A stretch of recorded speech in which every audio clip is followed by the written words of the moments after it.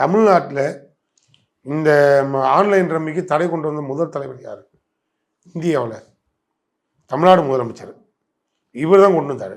இந்த ஆளுநர் கையெழுத்து போட மாட்டான்னு வந்தால் அயோக்கியம் 50 பேர் செத்துறாங்க, கையெழுத்து போடியானோம்.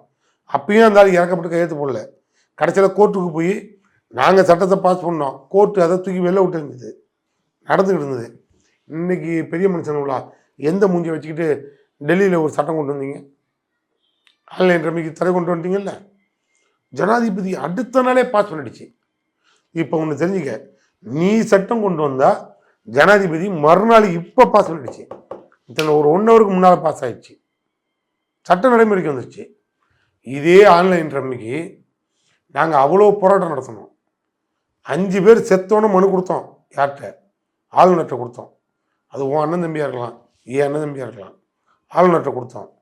கடைசி வரைக்கும் கையெழுத்து போட மாட்டான்னா 50-60 பேர் செத்ததுக்கப்புறம் அந்த ஆள் அப்ரூவல் கொடுத்தான், கோர்ட்டு தடை கொடுத்துட்டான்.